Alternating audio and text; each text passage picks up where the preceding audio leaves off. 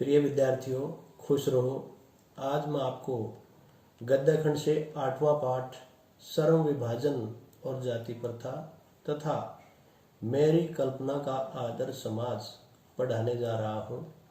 इसमें लेखक डॉक्टर बाबा साहब भीमराव अंबेडकर जी ने जातिवाद के आधार पर असमानता का तार्किक विरोध किया है। वे कहते हैं कि आज भी कुछ लोग जातिवाद के समर्थक हैं।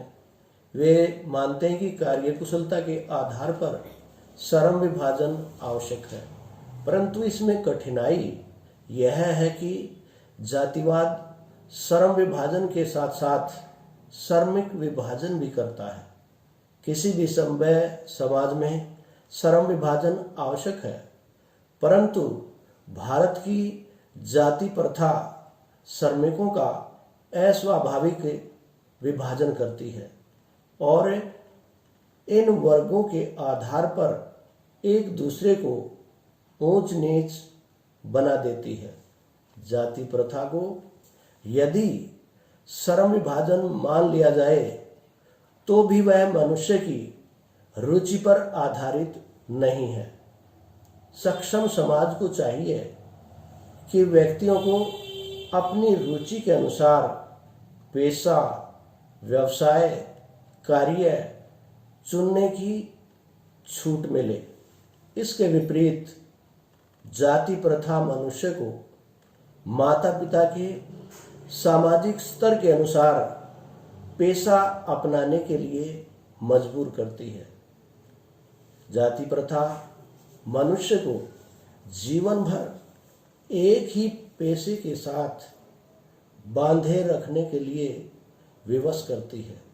इसके कारण यदि किसी उद्योग, धंधे या तकनीक में परिवर्तन आ जाए तो लोग भूखे मरने लगते हैं। हिंदू समाज में पेशा या व्यवसाय बदलने की अनुमति न होने के कारण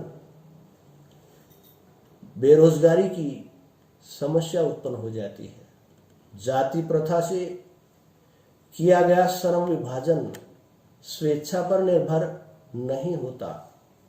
इसका आधार व्यक्तिगत रुचि न होकर पूर्व लेख होता है। परिणाम स्वरूप लोग व्यवस्था के साथ अरुचि पूर्वक काम करने लगते हैं। ऐसे लोग टालू मानसिकता के शिकार हो जाते हैं, अतः उनका काम में दिल दिमाग नहीं लग पाता और जाति प्रथा मनुष्य की प्रेरणा रुचि को दबाने की दोषी बन जाती है।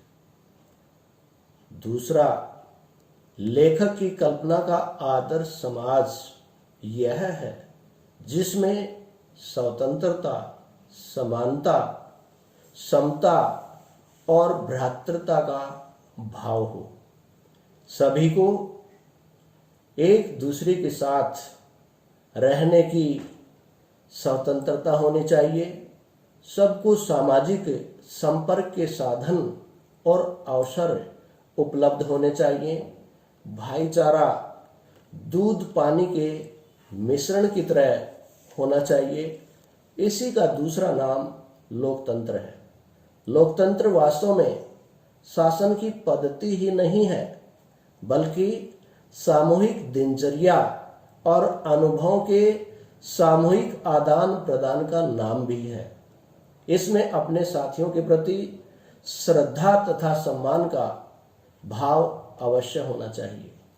इसी प्रकार प्रत्येक मनुष्य को आवागमन और अपनी रुचि एवं इच्छा के अनुसार पेशा, व्यवसाय अर्थात कार्य अपनाने की स्वतंत्रता होनी चाहिए।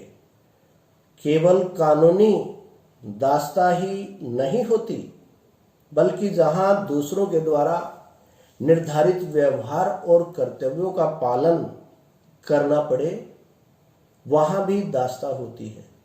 जाति प्रथा में भी अपनी इच्छा के विरुद्ध पेशे अपनाने पड़ते हैं। इसी प्रकार अंबेडकर जी कहते हैं कि समता का भाव भी आदर्श समाज की एक मुख्य बात है, एक मुख्य भाव होना चाहिए। शासन, प्रशासन, सरकार एवं राजनेताओं को भी सभी व्यक्तियों को समान रूप से समझना चाहिए, उन्हें कई वर्गों में नहीं बांटना चाहिए। इन तीनों बिंदुओं को, जिसमें स्वतंत्रता, समता और भ्रातृता अपनाने से ही एक आदर्श समाज की स्थापना हो सकती है। इसलिए अंबेडकर जी ने पहले भाग में जाति प्रथा के आधार पर श्रम विभाजन की कमियों को गिनाते हुए इन बिंदुओं को समाज में अपनाकर एक आदर्श समाज की कल्पना की है। क्योंकि जाति के आधार पर श्रम विभाजन बेरोजगारी का कारण भी बन सकता है, परंतु समाज में समता, स्वतंत्रता और भ्रातृत्व की भावना को अपनाकर समाज में लागू करके एक स्वच्छ एवं आदर्श समाज की स्थापना हो सकती है और तभी एक सुदृढ़ राष्ट्र का निर्माण हो सकता है। धन्यवाद।